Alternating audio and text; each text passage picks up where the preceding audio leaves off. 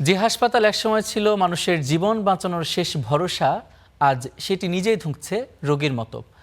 চিকিৎসা দেওয়ার বদলে এখন যেন গোপালগঞ্জের গোপীনাথপুর 10 শয্যা বিশিষ্ট পল্লী স্বাস্থ্য কেন্দ্রটিরই চিকিৎসার প্রয়োজন।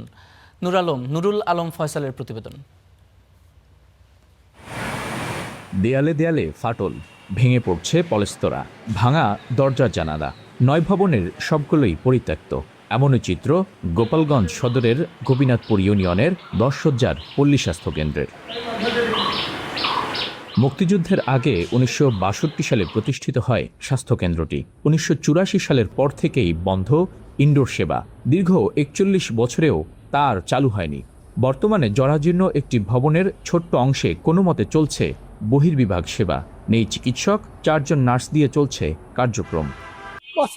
ছিল উনি এমবিবিএস ডাক্তার, উনি এখন চলে গেছে। ডাক্তার দেখাতে পারে না, প্রেশার মাপাতে পারে না, কত মারা গর্ভবতী মারা আসে, তারা চিকিৎসা হইতে পারে না। অনেক দূর থেকে এখানে হাসপাতালে ট্রিটমেন্ট নেওয়ার জন্য আসে, কিন্তু আসলে তারা হতাশ হয়ে চলে যায়।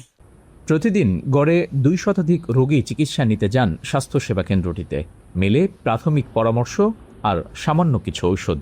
নেই এক্স-রে সহ কোনো ধরনের পরীক্ষা নিরীক্ষার ব্যবস্থা। আছে আরও নানা সংকট।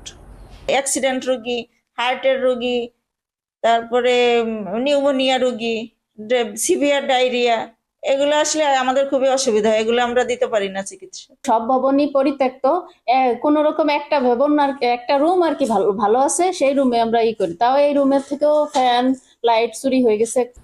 সিভিল সার্জন বলছেন, হাসপাতালটি ভালোভাবে চালু করতে হলে নতুন অবকাঠামো দরকার। বিষয়টি স্বাস্থ্য প্রকৌশল বিভাগকে জানানো হয়েছে।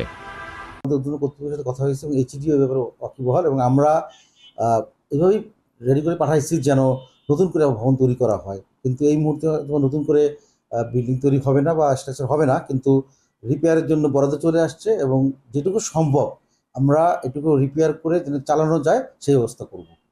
প্রায় 5 একরেরও বেশি জায়গা জুড়ে প্রতিষ্ঠিত স্বাস্থ্যসেবা কেন্দ্রটি। Nurul Alam Faisal, star news, Gopalganj.